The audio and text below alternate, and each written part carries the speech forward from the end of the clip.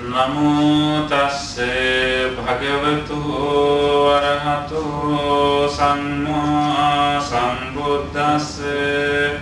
Namo tasse bhagavato arahato samma sambuddhasse. Namo tasse bhagavato arahato samma sambuddhasse.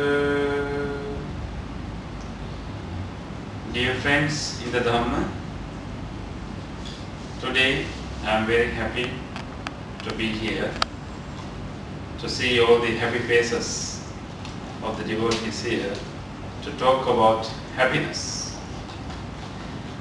Today we will spend some time on contemplating on the teachings of the Buddha on the topic of happiness. So my topic today is levels of happiness. So if we look at in our lives, we can see that everything that we do in our life is expecting something. You may do a job, you may study, maybe you engage in other activities in your life. If I ask a question, why you do that? Maybe you will give me immediate reason for that. But if you ask question again and again and again, there's a bottom line answer, which is happiness. If I ask why you study, let's say from a young person, he will give an answer, I study to learn and ultimately to find a career. If I ask why you need a career, then he will say I want to start a family life. And then if I ask why you want a family life, and if we keep on asking question again and again and again, there is a bottom line answer, which is no matter what we do in our life, we all expect ultimately to be happy. That is why we start family life, that is why we start our relationships, that is why we do our jobs, that is why we do everything in our life. Even today, if I ask why you come to the Dhamma talk, you will say, I need to learn Dhamma. If I ask why you need to learn Dhamma, and then finally we want to solve our problems, difficulties, and finally be at peace and happy. So happiness is the goal of all the move and all the activities in our life. So all our efforts, moves, everything are headed towards happiness. But there's a question. If all our activities, our efforts are heading towards happiness, if the whole purpose of all our activities, our efforts are towards happiness, we should have reached happiness by this time. But the problem is whether we are really happy. Although all our efforts, all our moves, all our energy, all our activities are heading towards happiness, rarely people really experience the happiness in this world. So there's an irony. We do everything to seek happiness, but not many people are really happy. This is the biggest irony in human civilization. Everybody is seeking happiness, doing all those sort of things to be happy, but very few people are happy. Many of them are not happy. Why is that? That is an important question for us to contemplate. I would say there are two reasons why people are not really happy. One thing is that although we seek happiness, we have not realized what really happiness is. We all want happiness. We have kind of vague idea about happiness. But we just pursue the happiness without realizing what really happiness is. Second reason is that we seek the happiness in the wrong place. We usually think that happiness is something that is a stimulation of our mind. Whenever I say happy, we have a conception that happy is something like stimulation, some kind of a joyful, fleeting moment.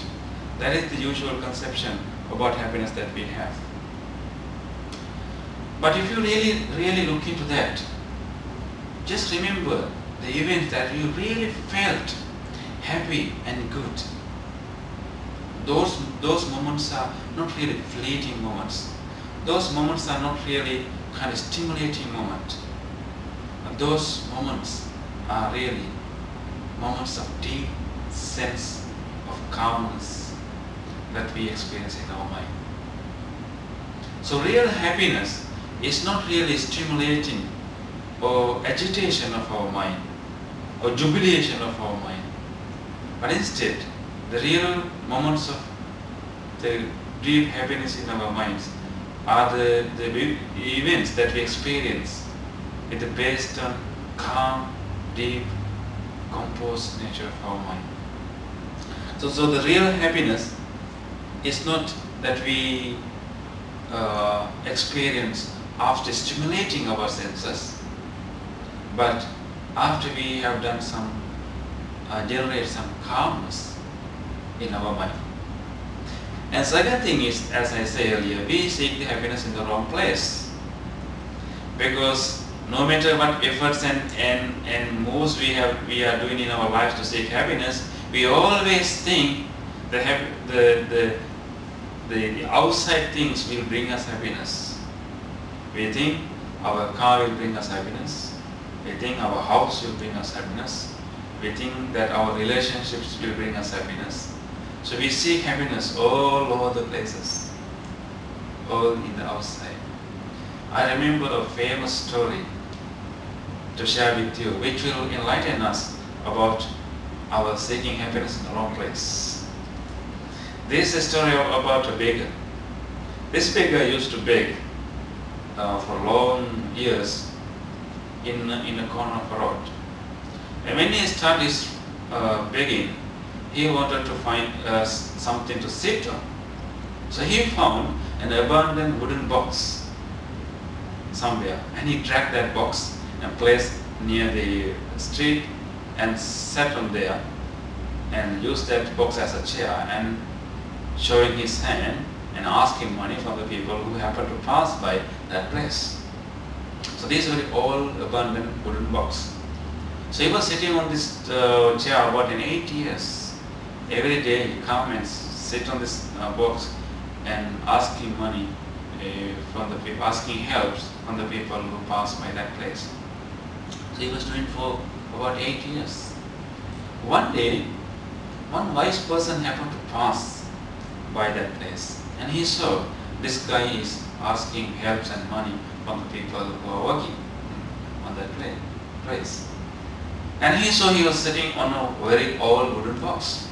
So instead of giving money, he questioned him, how long you have been begging in this place? He told him in that about 8 years. Okay. Do you have any idea that where you are sitting on? He said, this is an abandoned wooden box. I found somewhere there. I just dragged it and sit on this place, on this box. Have you ever thought what could be inside this box?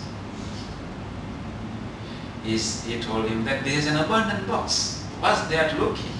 There is an abandoned box. I just dragged it and nobody was caring about that, and I just used it as a chair. Why not? You better worth trying to just look into that. So now I'm not interested, because this is an abandoned box for a long time. And he gave a suggestion. I will help you. We will try just to open this, look inside what could be inside there.